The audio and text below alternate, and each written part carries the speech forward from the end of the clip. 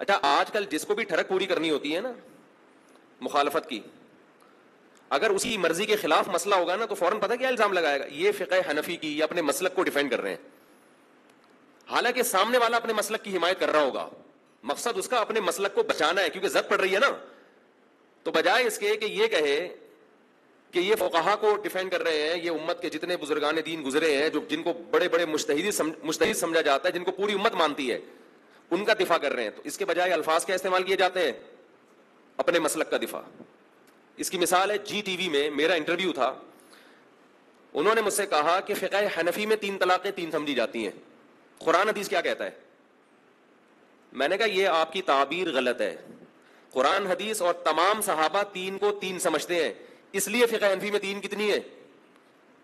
بولتے کیوں نہیں؟ یہ لوگ فقہ حنفی کو یا شافی کو قرآن حدیث کے مقابلے میں لا کے کھڑا کرتے ہیں اور اپنی رائے کو کہتے ہیں کہ ہم قرآن حدیث پیش کر رہے ہیں. وہ سارے فقہا, امام شافی, امام احمد, وہ سارے معاذ اللہ انہیں تو پتہ ہی نہیں تھا, ان کو پتہ ہے. تو میں نے کہا کہ محترم یہ جو آپ نے سوال کیا نا اس کو کیا کر لیں, سوال کا انداز کیا کر لیں, ٹھیک کر لیں. سارے صحابہ 3 کو کتنا کہتے تھے؟ حضرت علی, حضرت عثمان, حضرت عمر. کوئی ایک سے بھی ضعیف سند سے آپ نہیں, ضعیف سند کہہ رہا ہوں میں, صحیح تو دور کی بات, کہ جنہوں نے ایک مجلس کی 3 کو کیا کہا ہو, ایک کہا ہو, ایک بھی نہیں ملتا. اسی وجہ سے ابو حنیفہ نے بھی 3 کو 3 کہا.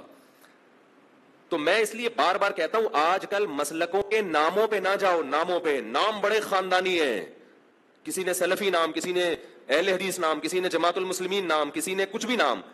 میں نہیں کہہ رہا کہ یہ سارے گمراہ ہیں, آپ ان کو صحیح سمجھیں, نام کی وجہ سے نہیں کہ سلفی نام رکھ لیا تو اسلاف کو فالو کرے گا. سلفی نام رکھ کے سلف کو فالو نہیں کر رہا ہوں. سلف کی مخالفت کو سلفیت بعض جگہوں پہ کہا جاتا ہے, ایک نہیں ماننا سلف کا قول. یہ کس سلف میں سے کس کا قول ہے کہ 3 طلاقیں ایک ہوتی ہیں؟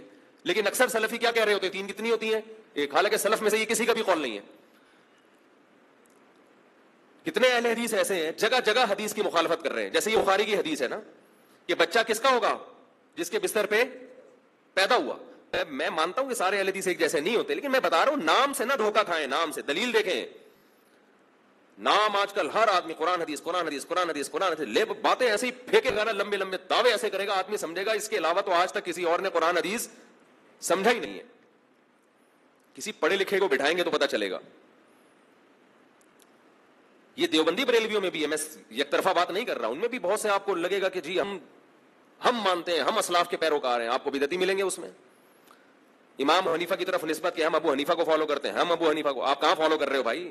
یہ آپ کو دیوبندی میں بھی ملے گی یہ چیز, کہاں فالو کر رہے ہو؟ انہوں نے یہ اتنی ساری بدعتیں تو ان کی طرف کیوں منسوخ کر رہے ہو آپ؟ ہم جب پہلے اشتہار آتے تھے نا ٹی وی میں بچپن میں, ملتے جلتے ناموں سے دھوکہ نہ کھائیں, فلپس سب سے بہتر ہے. یہ پورا اشتہار میں نے مکمل کر لیا. فلپس سب سے بہتر ہے, ملتے جلتے ناموں سے دھوکہ. بعض جگہ ایسے ہوتا تھا کہ کمپنی 2 نمبر ہوتی تھی, وہ نام وہی ایسا نام رکھتی تھی, اس کی پروننسیشن بالکل ویسے ہی ہوتی تھی, اسپیلنگ میں تھوڑا سا کیا ہوتا تھا فرق, تاکہ کیس بھی نہ ہو ہمارے اوپر. لیکن آج تو اسپیلنگ بھی وہی ہے, ٹھیک ہے نا, اسپیلنگ بھی وہی ہے. تو میں نے وہ واقعہ بیان کیا, میں نے کہا حدیث میں صحیح ہے, بخاری کی حدیث ہے کہ رسول اللہ صلی اللہ علیہ وسلم نے فرمایا کہ زانی محروم رہے گا اور بچہ کس کو ملے گا؟ باپ کو.